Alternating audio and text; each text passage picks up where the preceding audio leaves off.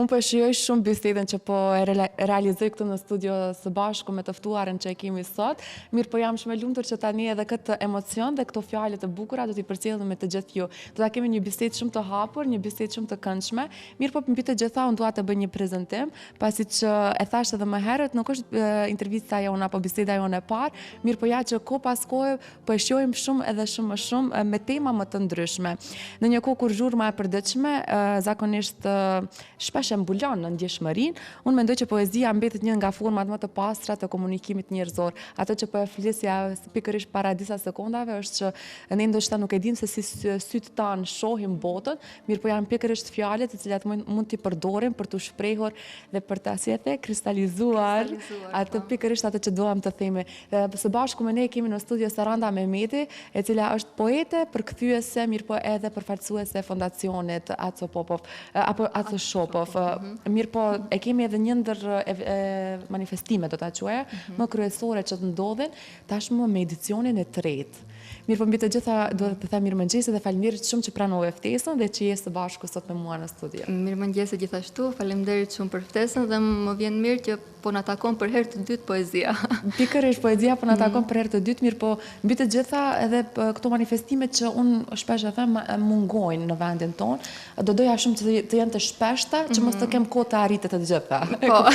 Më mirë të kem zgjidhje më të shumtë sesa një herë në vit që ndodhin, mirë po unë jam e sigurt që përgjatë gjithë vitit ju bëni edhe personalisht edhe vetë të shohim edhe në bisedat të ndryshme, podcastet të ndryshme që unë i shijoj shumë dhe që të tregova që me të vërtetë janë pikërisht ato biseda që bëjnë ndryshim në komunitetin tonë, para se të kalojmë tek poezia. Poezia më e bukur dhe më e shpesh që unë e di që shumë poet shkruajnë në botë, qoftë për çfarë do lloj, si të them, fondacioni apo sipërfaqe për të cilët ata edhe shkruajnë, është pikërisht dashuria. Sa ka ndryshuar mënyra se si ne dashurojmë, Saranda? Dashuria është, domethënë është një temë shumë e gjerë, por në fakt është edhe tema ndjenja më e rëndësishme, më komplekse dhe më thelbësore e qenies njerëzore. Është e vërtetë, domethënë se ndoshta edhe poezitë e para ndoshta që janë shkruajtur ose ndër poezitë e para gjithmonë poezi dhe varje për ndjenjat, edhe dashuria aty është domethënë e pa diskutueshme. Sa ka ndryshuar mënyra se si dashurojmë, ishte pyetja apo jo? Varet si kuptojmë dashurinë, edhe unë mendoj se dashuria është një gjendje dhe një emocion i pandryshueshëm në vetvete, nëse arrin të shkosh në thellësi dhe në themel. E pandryshueshme. Po, është një gjendje e pandryshueshme, nëse ti arrin atë gjendje të pandryshueshme, domethënë të absolute, të qetësisë, të paqes, të kuptimit. Të kuptimit të plot. Të plot, po, atëherë ti je në një gjendje të dashurisë. Por mënyra se si ne e kuptojmë dashurinë ndryshon varësisht prej njeriut që e ndjen ose e përtryp ose e kupton. Edhe mendoj se, domethënë, ka nivele shtresa të ndryshme të dashurisë. Mendoj se ndoshta ndër nivelet më të larta të dashurisë, më të thelbësore të mirëqenia është dashuria që arrin në dashuria e dijes si koncept, që nuk është thjesht një akumulim algoritmik, ta themi, të informacioneve, po një procesim të tyre deri në që kemi fjalën urtësi, domethënë deri në kuptim të thellësishëm të sendeve. Vedia, mençuria, si ishte edhe zgjuarësia. Ti mund të jesh një njeri i zgjuar që mund të procesosh informacione të ndryshme, por nëse arrin që ato informacione ti procesosh, ti përtrypësh me urtësi, me mençuri dhe me urtësi, atëherë arrin në një nivel ku ti e kupton veten, e kupton ato që ndjen, edhe arrin edhe ta duash veten. Edhe mendoj se prej aty fillon. Nëse ti arrin ta duash veten, atëherë mund t'i japësh hapësirë që edhe tjetrit të dojë. Nëse ti arrin ta duash atë që e bën, atëherë edhe ajo që e bën do dalë një rezultat, siç thami, kristalizuar. Ajo fiks ashtu edhe është, kur ne investojmë dashurinë tonë në gjërat që ne prekim apo i bëjmë për gjatë gjithë ditës apo për gjithë të jetës, unë mendoj që në një ditë apo në tjetrën ajo do të rikthehet.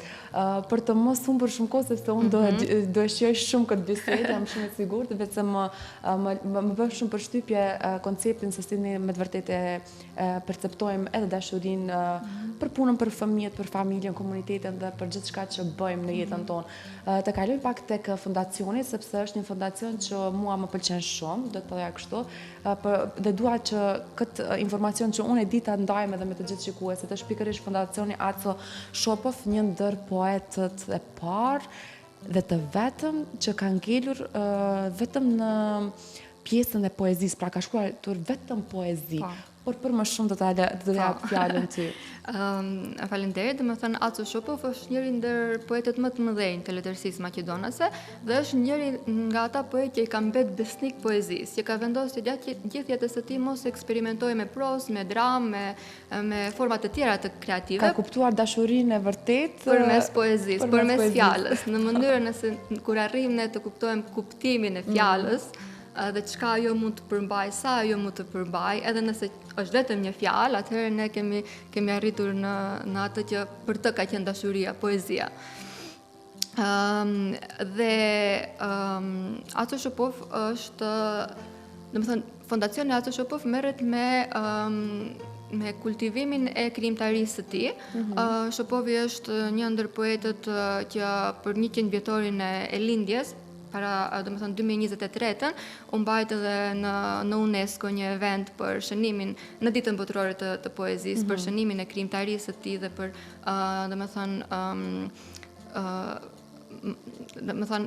ato e shohin edhe e promovojnë si një poet e afirmuar i poezisë. Botërore, po, në nivel botëror.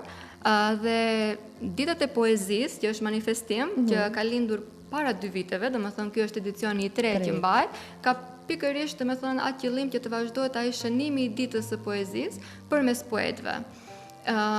Dhe nuk domethënë ditët e poezisë është një manifestim që është konceptuar sipas krijimtarisë së tij, por nuk ka në thelb vetëm kultivimin e poezisë së tij, por e botkuptimit të tij.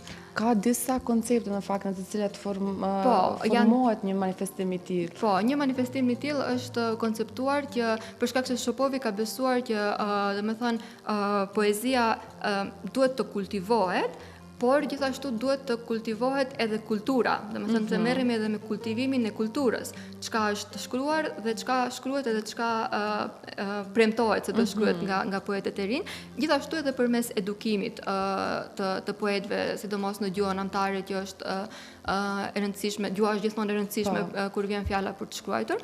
Edhe prandaj është konceptuar ky varg manifestimi, ky varg eventesh si një takim, por në nivele shumë të ndryshme. Edhe shkojmë edhe sa më thellë. Po, stresat, është një manifestim i shtresëzuar në disa nivele.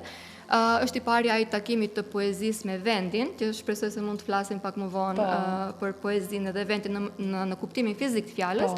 Pastaj kemi takimin e njerëzve me poetët. Një shtres edhe më e thellë është takimi i poetëve të gjeneratave të ndryshme, sepse manifestimi është konceptuar të fillojë me shënimin e jubilarëve e përvjetorëve të poetëve që nuk jetojnë më, të poetëve të mëdhenj, që janë pjesë e letërsisë klasike tashmë. Pastaj vazhdon me evente ku hapësirë u jepet poetëve bashkëkohor dhe përfundon me hapësirë për poetët më të rinj. Domethënë është një takim ndër mes brezave të poetëve. Një shtres tjetër edhe më e thellë është ajo e takimit të poezisë me gjuhët e tjera përmes përkthimit letrar. Pikërisht kur jemi te këto gjuhët e tjera, pikërisht edhe vet poeti i madh Aco Shopov ka qenë një ndër ata poetët që i ka dhënë vend shumë theks edhe multikulturës të shkruarit poezi. Pikërisht, ai është domethënë jo vetëm që ka shkruar poezi, por edhe ka përkthyer mjaft poezi që nga Shakespeare deri tek poetët e tjerë botëror edhe Ballkanas. Dhe për të ka qenë shumë i rëndësishëm ky momenti i komunikimit ndërkulturor, që e mundson në nivele shumë të thella dhe të larta poezia. Prandaj përkthimi letrar te ky manifestim është shumë i rëndësishëm në kuptimin e takimit të gjuhëve, të cilat edhe të poetëve që jetojnë në Maqedoni por shkruajnë në gjuhë të tjera. Dhe është shumë dhe mendoj se është shumë e nevojshme në ditët e sotme që të kemi përkthim, sepse në atë mënyrë ti përkthen edhe urtësinë, atë nivelin më të lartë të kristalizuar që shkon përmes fjalës tek kultura tjetër dhe nga ky shkëmbim të dyja kulturat vetëm pasurohen me njëra tjetrën dhe mungon përkthimi i letrar ndërmjet këtu në hapësirat tona mungon. Një poet nëse shkruan vetëm në një gjuhë dhe nuk i përkthehet bët kuptimi i tij, unë mendoj që ajo është një pasuri e cila është e kufizuar. Po, mbet në suazat e letërsisë kombëtare të asaj gjuhe, ndërsa sa më shumë që kemi përkthime, aq më shumë e pasur bëhet edhe. Patjetër, edhe prandaj kemi një event të veçantë që i kushtohet pikërisht letërsisë dhe poetëve që jetojnë në Maqedoni por shkruajnë në gjuhë të ndryshme dhe niveli themi më i fundit dhe më i thellë është ai takimi të poezisë me artet e tjera. Domethënë japim hapësirë që të kemi evente ku janë domethënë ose muzikë ose art figurativ që janë të inspiruar nga poezia. Kjo është domethënë le të themi një kornizë më e gjerë dhe ato shtresat më të thella se si është konceptuar ditët e poezisë si manifestim që filloi para 3 viteve edhe fatmirësisht po vazhdon sepse interesi i njerëzve edhe i pjesëmarrësve është shumë i madh. Ato që thash edhe më herët sepse mungojnë eventet e tilla, mirë po ja që kemi edhe fondacione të cilat po shohim edhe shumë njerëz të cilët marrin pjesë në pikërisht në këto manifestim, në këtë manifestim, mirë po edhe kjo pjesa e bashkimit të poezisë dhe me artin dhe me artet e tjera është shumë e bukur, sepse unë mendoj që artet janë aq shumë të ndërlidhura, të gërshetuara së bashku njëra me tjetrën, saqë asnjëra pa tjetrën nuk u bën. Unë mendoj që asnjë piktor nuk mund të piktoron nëse nuk e ka një pjesë të mënyra se si i prezanton ai pikturat e tij në pjesë poetike. Është plotësoj njëra tjetrën, teatri është në të njëjtën. Është është opera apo muzikën klasike që e kemi e cila dëgjohet mirë, po ndoshta ndonjëherë edhe kemi kështu vargje të poezisë që ne i dëgjojmë. Të ndalemi pak tek hapësira. Unë do më thënë, përderisa po flisja edhe me Sarandët, pikërisht për këto shtresat shumë të rëndësishme dhe unë do thoja fundamentale të cilat janë për një manifestim, sepse nuk është një manifestim i thjesht, por është mjaft të mirë i themeluar dhe që unë jam e sigurt që do të zgjatë për shumë vite, të shokollohet të them ky manifestim. Është hapësira, sepse unë i thash Sarandës, thash pse në qendër tregtare, mirë po ideja pastaj është fantastike. Po është pikërisht ajo po ndërlidhet edhe me pyetjen e parë që bëra apo ndryshon mënyra se si po dashurojmë. Po ndryshon mënyra në shumë mënyra e jetesës në shumë aspekte.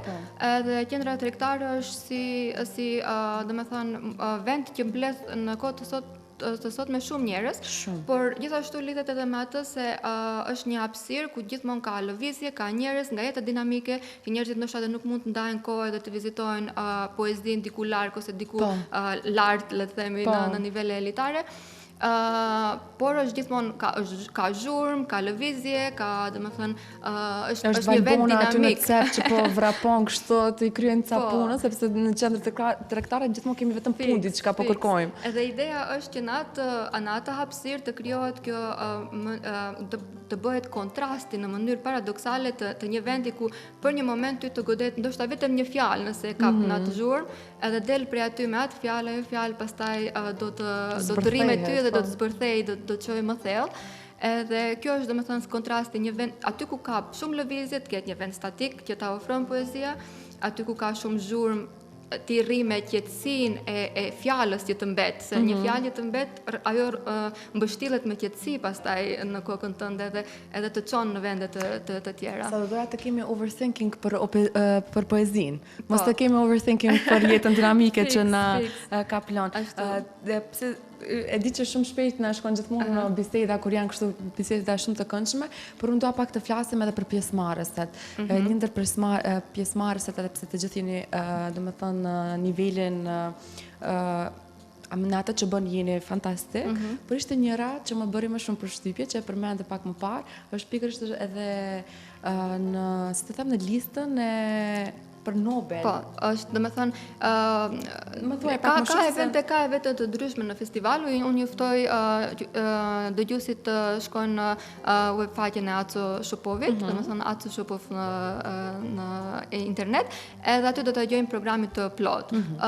Por njëra nga të ftuarat speciale është edhe një ndër zërat më të rëndësishëm për momentin në letërsinë estoneze. Ajo është poetja Doris Kareva, e cila është edhe nominuar për çmimin Nobel për letërsi. Dhe ajo do jetë në Shkup, do jetë përkthyer në gjuhën maqedonase dhe do munden, domethënë, të gjithë ta dëgjojnë, por edhe të flasin me të. Është një poete shumë e mirë, e cila shkruan në një varg shumë të kristalizuar, domethënë. Kështu që është nder me të vërtet nder të kesh një figurë të kalibrit të tillë në një manifestim në një event të vogël siç është vendi ynë. Eventi do të fillon nga 14 maj deri në 16. Ditët e poezisë fillojnë nesër në orën 18 dhe vazhdojnë deri të shtunën.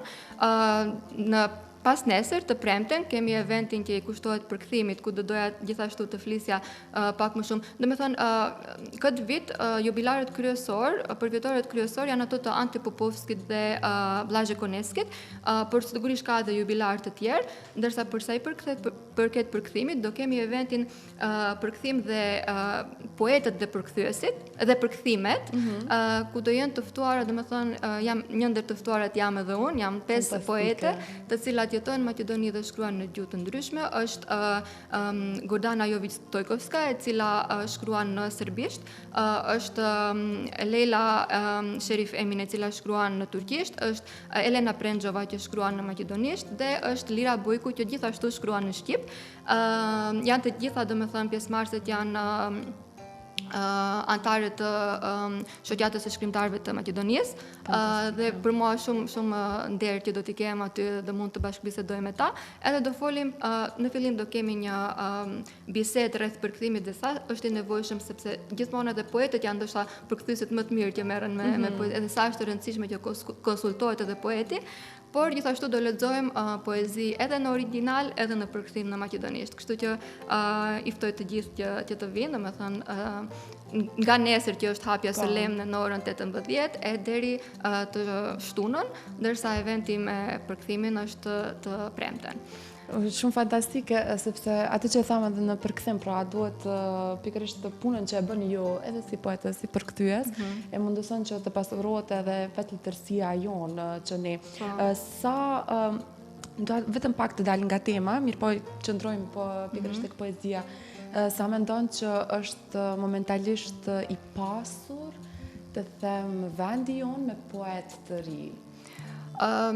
Vendi, apo shkrimtar. Unë jam në mendimin që vendi është gjithmonë i pasur me gjithçka në një farë mënyre. Për shembull, nëse ti jep hapësirë që talentet e reja të mund të përpunojnë edhe të mund të merren me shkrimin ose me çfarëdo lloj arti tjetër, ti mund të arrish, por kërkon kultivim. Edhe pastaj gjithçka është rritje brenda asaj që ti fillon ta bësh ose që dëshiron ta bësh. E mendoj se në Maqedoni ka mjaft fatmirësisht viteve të fundit ka edhe mjaft hapësira për poetët e ri, por është shumë e rëndësishme që njerëzit të vinë deri te poezia. Se për shembull e shohin se diçka ndoshta të largët, edhe prandaj edhe njëri ndër tjerët evente që kemi është të gjithë jemi poet, po ndërlidhet ta shumë mirë kjo që the. Domethënë do ketë një skenë ku të gjithë do mund të lexojnë një poezi, çdo kush që kalon aty, do i kenë printuar në 3 gjuhë, në shqip, maqedonisht edhe turqisht, edhe pastaj kemi një lojë shpërblyese ku do mund të marrin ndonjë shpërblim që është mirë menduar për ata, gjithashtu edhe murin. Shpërblimit të vi edhe unë. Po, hajde. Nuk është kjo pjesa që më intrigon më shumë. E kemi edhe murin e poezisë, domethënë mund të shkruajnë njerëzit poezi edhe ta vendosin aty, në kontekstin që gjithmonë ka mundësi për gjithçka. Domethënë, thjesht nëse është aty për kushtimi puna edhe dëshira për ta kultivuar atë që mund potencialisht të jetë. Sanata, në fatkeqësisht nuk e di si të ta them, si të shprehim që është fundi i emisionit, mirë po do doja shumë që vetëm një mesazh të ndashme të gjithë ne, me të gjithë ne që po jetojmë në një botë dinamike, që ndonjëherë, siç e thash edhe sot në emision, që po shkyqemi nga realiteti, po jetojmë një realitet virtual shumë më shpesh se sa atë real. Të ndajmë një mesazh të bukur dhe të bëjmë një thirrje publike për të gjithë ju që keni obligime të shumta dhe që vizitoni qendrën tregtare. Në këtë rast vizitoni pikërisht edhe një kënd i cili do t'ju mbush me jetë, unë mendoj që do t'ju plotëson pak më shumë në urtësinë, në mençurinë dhe në zgjuarsinë. Pikërisht, faleminderit shumë, domethënë po, nga nesër në orën 18 në Skopje City Mall do fillojmë këtë maratonën e eventeve që do jetë pafund, gjithashtu do ketë edhe panajër libri. Dhe mesazhi vetëm që mund të jap është që është gjithmonë, mesazhi që jap gjithmonë, lexoni sa më shumë. Lexoni sa më shumë, po. Mendoj që kjo është mesazhi më i bukur. Edhe lejoni që ndoshta brenda ditës thjesht një fjalë nëse ju ngel në mendje dhe mendoni rreth asaj fjale do hapi dyrë të tjera në horizontin e mendimeve që kemi. A kemi vetëm këtë overthinking? Më thuaj vetëm edhe atë këngën në gjuhën angleze që ishte? Më pëlqej shumë. Honesty, Billy Joel. Ta them anglisht ose shqip? Më thuaj anglisht ose do ta përkthejmë. Honesty is such a lonely word. Everyone is so untrue. Shumë e bukur. Saranda, faleminderit shumë për kohën dhe të uroj shumë suksese, u shekulloft eventi dhe të ritakohemi për gjëra shumë të bukura. Faleminderit shumë për hapësirën, për ftesën, ishte shumë kënaqësi. Kënaqësia është ime. Të dashur shikues, tashmë përfundon edhe ky emision të sotshëm që e patëm së bashku me ekipin fantastik të televizionit Alsat. Ju përshëndes fort dhe për të ftuarën tonë që sot më mbushi studion me emocione të bukura, ndërsa sa për temën e ditës ishit fantastik. Dashuroni sa më shumë, dashuroni në gjithë shka që ju rrethon dhe dashuria do të na bën, vetëm dashuria do ta shëron këtë glob. Faleminderit shumë dhe ritakohemi nesër në orën e njëjtë, në kohën e njëjtë, në vendin e njëjtë. Mirupafshim.